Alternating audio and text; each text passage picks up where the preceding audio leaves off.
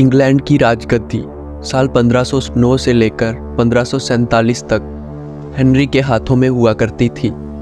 राजा Henry की कई पत्नियां और एलिजाबेथ व मैरी नामक 2 बेटियां थीं। इनमें से मैरी राजा की पहली पत्नी की बेटी थी। राजा हेनरी को मैरी ज़्यादा पसंद नहीं थी, इसीलिए वो उसके साथ बुरा व्यवहार करते थे। मैरी महल के नौकरों के साथ महल का काम करती थी। अगर मैरी कुछ कह भी दे तो राजा उसकी कोई बात नहीं मानते थे। सन 1547 में जब राजा हेनरी की मौत हो गई तो प्रजा की इच्छा अनुसार 16वीं शताब्दी के दौरान हेनरी की पहली बेटी मैरी को इंग्लैंड की राजगद्दी दे दी गई। वह इंग्लैंड की रानी बन गई। उस समय इंग्लैंड के हालात बहुत अच्छे नहीं थे। इंग्लैंड कैथोलिक और प्रोटेस्टेंट इन 2 धर्मों के बीच में बंट गया था। उस समय दोनों धर्मों के लोगों के बीच जंग छिड़ी हुई थी। रानी मैरी चाहती थी कि पूरे इंग्लैंड में सिर्फ एक ही धर्म हो, लेकिन लोगों ने उसकी ये बात मानने से साफ इनकार कर दिया। इससे नाराज़ होकर रानी ने उनकी बात न मानने वालों को मौत की सज़ा दे दी। वह ऐसे लोगों को जिंदा भी जला देती थी।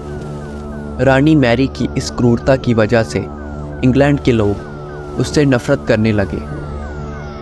ऐसा भी कहा जाने लगा कि रानी मैरी कुंवारी जवान लड़कियों के खून से नहाती थी। उसका मानना था कि उसके खून से नहाने से वह ज़्यादा दिनों तक जवान रह सकती है। कुछ सालों बाद रानी मैरी ने शादी कर ली और कुछ समय बाद इंग्लैंड में एक खबर आई कि रानी मैरी गर्भवती है और अगले ही कुछ दिनों में राज्य को उसका नया राजा भी मिल जाएगा। इस बात से हर नागरिक खुश था, लेकिन उस समय रानी मैरी के साथ बहुत ही अजीब घटना हुई। उसके गर्भ से किसी भी बच्चे ने जन्म नहीं लिया, बल्कि कुछ ही महीनों के बाद रानी मैरी का पेट फिर से सामान्य हो गया। वहाँ के ओझा लोगों ने अपनी तंत्र विद्या से बताया कि रानी मैरी के गर्भ में कोई बच्चा नहीं, बल्कि एक भूत आकर निवास करता है। कुछ समय बाद फिर रानी मैरी के गर्भ में वही भूत आकर रहने लगा और वह फिर से गर्भवती हो गई। इस बार भी रानी मैरी को कोई बच्चा नहीं हुआ और उस घटना के कुछ ही दिनों में रानी की मौत हो गई।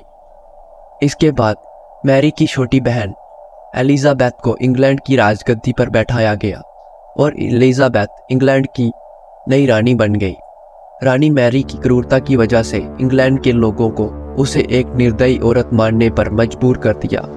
वहीं जब उसके गर्भ में बच्चे की जगह एक भूत का निवास होने लगा तो लोगों ने उसे शापित भी करार दे दिया और इसी वजह से उसे लोगों ने ब्लडी मैरी का नाम दिया। अपने निजी विचारों व सोच को लेकर दूसरे लोगों पर दबाव नहीं बनाना चाहिए। शांति और करुणा से लोगों का ख्याल रखना ही मनुष्य का धर्म।